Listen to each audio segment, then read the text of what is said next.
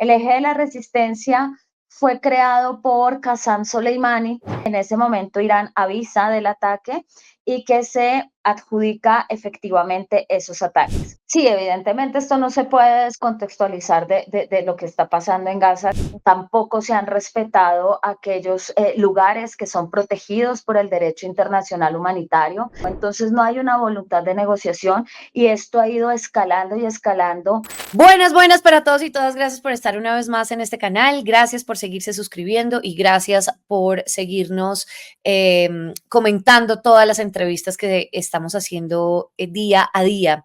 Hoy vamos a hablar de la noticia global, de la noticia más importante que de repente pasa en el Medio Oriente.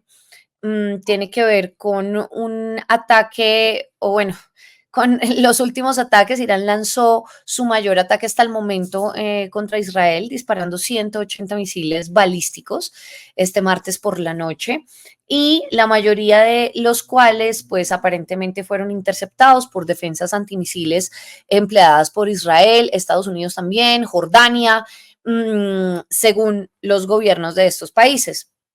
Vimos muchas imágenes, las cuales no podemos poner acá porque nos castiga, digamos, la plataforma, pero pues ya los hemos visto en distintas imágenes y demás, y lo que se vivió pues fue algo bastante difícil para la gente en Israel. Para analizar este tema, para analizar también cuáles son los misiles que tiene Irán en su arsenal y cómo los contrarresta Israel, estamos con Margarita Cadavid. Ella es experta en Medio Oriente y profesora de Historia Política Moderna en la Universidad de La Sabana. Muchas gracias, Margarita, por estar con nosotros. Muchas gracias a ustedes por la invitación y un placer. Bueno, Margarita, lo primero es, siempre este tipo de ataques son inesperados, se esperan, obviamente, pues países como Israel están preparados para este tipo de ataques. Sí, bueno, hay que decir una cosa que es importante y como contextualizar al público que nos está escuchando de varios temas. El primero sería decir lo siguiente, desde lo ocurrido el 7 de octubre ya va a ser un año con Hamas, lo que ha venido pasando y los ataques obviamente condenables y terribles de Hamas hacia la población civil en Israel, lo que hemos venido teniendo es una escalada muy fuerte en la región. Hay que decir que Irán creó en contraposición a eso que se denominó en su momento, que el presidente George W. Bush denominó en su momento el eje del mal, algo que se conoce como el eje de la resistencia. El eje de la resistencia fue creado por Qasem Soleimani, que fue este líder de la Guardia Revolucionaria, y ese eje de la resistencia incluye una serie de grupos como Hezbollah, como Hamas, como Qader, y como otros grupos que trabajan en la región y se convirtieron en una suerte de guerrillas proxy y de profundidad estratégica para Irán para mantener, digamos, a raya, como se diría coloquialmente, a Israel y ganar cierta profundidad estratégica en la región. En ese contexto, cuando empezamos a tener nosotros los ataques a Hamas, a Gaza, cuando empezamos a tener toda esta respuesta que se ha convertido en un castigo indiscriminado y total contra la población de Gaza, pues evidentemente tuvimos también algunos incidentes como el ataque que se produjo a Siria, a un edificio consular de Irán.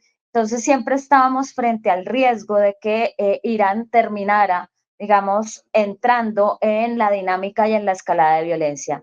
¿Cuál es la diferencia entre este ataque y el ataque que se dio, si mal no recuerdo, en abril, cuando como respuesta al ataque del edificio consular que hubo en Siria, al edificio consular iraní, Irán ataca? La diferencia es que en ese momento Irán avisa del ataque y que se adjudica efectivamente esos ataques. Los ataques que ocurren ayer, los bombardeos que ocurren ayer, Irán no ha asumido la responsabilidad sobre esos ataques. Se dice, pues por el tipo de ataque y por el arsenal utilizado que fue Irán, pero lo que estamos viendo, lo que estamos presenciando es, como te decía, esa escalada de violencia en un conflicto que está tendiendo a convertirse en un conflicto regional, en una respuesta regional en el Medio Oriente, respuesta que puede terminar arrastrando a otros países dentro de estas dinámicas. Claro, dentro de esa respuesta, pues hay indignación en el mundo y en la comunidad internacional desde hace un montón de tiempo, pues desde que se viene escalando esta guerra, pero sobre todo viendo el genocidio que está pasando en Gaza, las distintas muertes de personas civiles, niños, adultos y demás, que además se convirtieron en ataques sistemáticos. Y esto también es como una respuesta a lo que usted llama también que a la que se pueden unir más países, pero en represalia a lo que ha pasado específicamente en Gaza. Sí, evidentemente esto no se puede descontextualizar de lo que está pasando en Gaza, que como tú bien lo dices, pasamos de un momento donde evidentemente se hablaba. Buenas. Paso por acá para darles una pausa y decirles que se suscriban rápidamente acá. Clic, suscríbanse. De legítima defensa a algo que está prohibido en el derecho internacional, que es este tipo de ataques indiscriminados y además de ataques indiscriminados, lo que se denominan castigos totales, ¿no? Aquí no ha habido, no se ha respetado el principio de proporcionalidad frente a lo que es un combatiente, un no combatiente, población civil.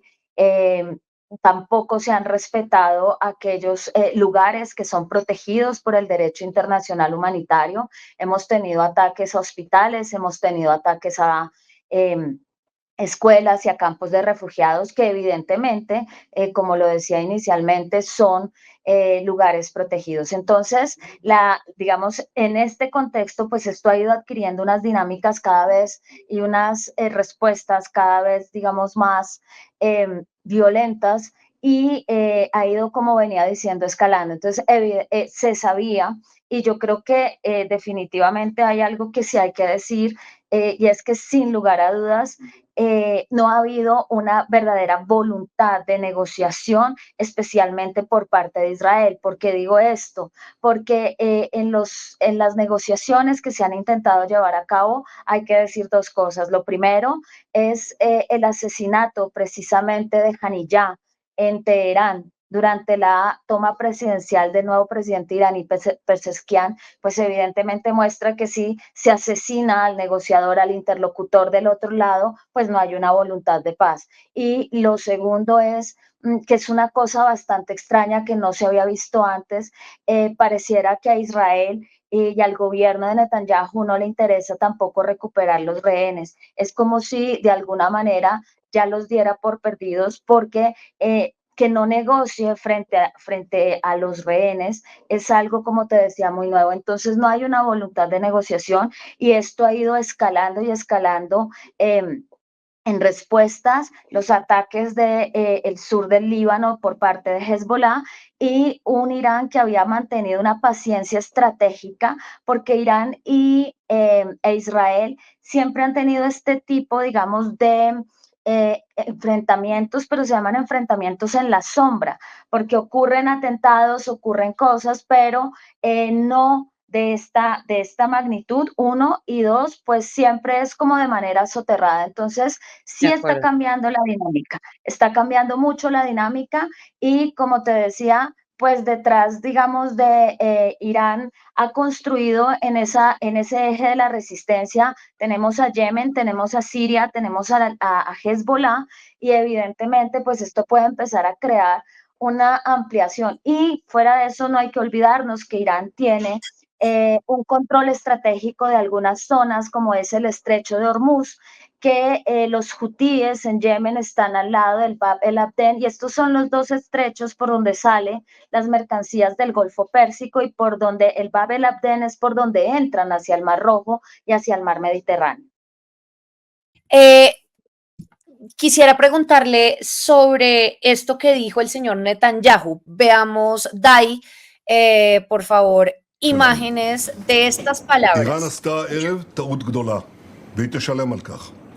המשטר באיראן לא מבין את נחישותנו להגן על עצמנו ואת נחישותנו לגמול לאויבינו. סינואר ודף לא הבינו זאת, נסראללה ומוחסן לא הבינו זאת, וכנראה יש בטהרן אלה שלא מבינים זאת. הם יבינו. נעמוד בכלל שקבענו. מי שתוקף אותנו, אנחנו תוקפים אותו. זה נכון בכל מקום כשאנחנו נלחמים בציר הרשע. זה נכון ליהודה ושומרון, זה נכון לעזה, ללבנון, לתימן, לסוריה, וזה נכון גם לאיראן. אנחנו נלחמים בציר הרשע בכל מקום, כולל חיילינו הגיבורים שפועלים עכשיו בדרום לבנון ובעזה. היום יותר מתמיד, כוחות האור בעולם חייבים להתאחד ולפעול יחד נגד משטר האייתולות החשוך שהוא מקור הטרור והרוע באזורנו. עליהם לעמוד לצד ישראל. הבחירה מעולם לא הייתה ברורה יותר. בין העריצות לחופש. Básicamente habla de lo del eje del mal, de los ejes del mal de los que ya habíamos conversado y a los que nos ataquen los atacaremos, ¿no? Esto, la escalada y la poca capacidad de negociación del señor Netanyahu es una cosa demasiado impresionante. Lo que siempre ha querido ha sido guerra y lo que siempre ha querido ha sido muerte y sangre, ¿o no? Ujú. Evidentemente por una simple razón, y es que mientras haya guerra, él se puede mantener en el poder. Es decir, esto a veces los líderes confunden esta máxima y es que el Estado es un ente por sí mismo y tiene una razón de Estado. Y confunden esto con intereses personales. Desde mi perspectiva, yo creo que Netanyahu está sacrificando mucho para el Estado de Israel en pro de mantenerse en el poder, porque aquí hay algo que parece que después de un año pues se olvida un poco y es el hecho de que Netanyahu estaba en medio de unas presiones políticas muy fuertes por la reforma judicial que se pensaba implementar en Israel, que vienen estos ataques de Hamas y empieza toda esta respuesta, como ya dijimos, desproporcionada, que se ha ido convirtiendo en una sucesión de crímenes de guerra frente a la población de Gaza, y también pasan cosas dentro de Cisjordania, aunque no se mencionan mucho, pero evidentemente Netanyahu mantiene la guerra y desde hace algún tiempo lo que podemos ver es que quería ampliarla precisamente para mantenerse en el poder. Es una de las lecturas que se puede hacer. Entonces, esa ampliación de la guerra pues resulta muy, muy peligrosa. Este discurso también es un discurso que nos lleva a esas dicotomías donde él habla de los de la luz y los de la oscuridad, dividiendo el mundo entre buenos y malos. Y cuando se hace esto, pues también se corre el riesgo de dos cosas, que es lo que estamos viendo, precisamente se deshumaniza al otro, y al deshumanizar al otro, pues entramos en estos ataques indiscriminados donde no se respeta ninguno de los principios del derecho internacional humanitario, uno, y dos, empezamos también a ver que se divide el mundo, entonces los que no están conmigo están contra mí. Ahora, hay que entender que estamos hablando de un régimen que gustenos o no, pues es el régimen que está actualmente en Irán, que hay una población civil que vive ahí y que no puede ser castigada como ya lo estamos viendo en el Líbano y como lo estamos viendo en Gaza. Es que la entrada precisamente por tierra de las tropas de la División 98 al Líbano es muy grave, porque es como si retrocediéramos en el tiempo a la década de los 80, cuando precisamente Israel, por razones de seguridad, ocupó el sur del Líbano y debido a eso se crea Hezbollah. Claro, Entonces, claro. es un retroceso en cualquier intento de negociación y de una paz en el Medio Oriente. Netanyahu está en este momento arrastrando al sistema internacional a una inestabilidad y desestabilización profundísima del Medio Oriente. Ujú. La última pregunta tal vez sería con respecto a qué puede esperar la gente en Gaza después de estas declaraciones del señor Netanyahu, después de estas palabras llenas de odio, venganza y retaliación. ¿Se espera más muertes? ¿Qué se espera en los próximos días? Yo creo que sí, yo creo que para la población en Gaza, desafortunadamente, el panorama, el escenario no va a cambiar, y no va a cambiar por una razón. Yo creo que le ha hecho falta fuerza a la comunidad internacional para frenar esto. Y se critica mucho a Occidente por lo que no hace, pero yo también diría que aquí le ha faltado peso a los países árabes para generar y gestionar un cese al fuego en Gaza que evidentemente se necesita. Hay una crisis humanitaria de unas proporciones que ya ni siquiera deberíamos hablar de crisis. Esto es una catástrofe humanitaria de unas proporciones impresionantes y ya hay que pasar de las cuestiones discursivas a tomar acciones. Y no estoy diciendo acabar una guerra con otra guerra, pero por ejemplo, si los países realmente quisieran hacer algo, los países árabes podrían utilizar lo que utilizaron en 1973, que es el arma del petróleo, y podrían frenar esta guerra, pero nadie quiere asumir los costos económicos ni los costos políticos que esto requiere. Entonces yo creo que para la gente en Gaza no va a cambiar mucho, pero lo que sí vamos a ver es que en Líbano estamos entrando a un escenario muy similar al de Gaza, donde ya se mató al líder de Hezbollah, donde entonces Israel sigue con la misma lógica, ¿no? El objetivo militar, ¿cuál es? El objetivo militar es acabar el armamento, acabar las capacidades militares de estos grupos y acabar con el grupo. Ese objetivo en ninguno de los dos casos es realizable.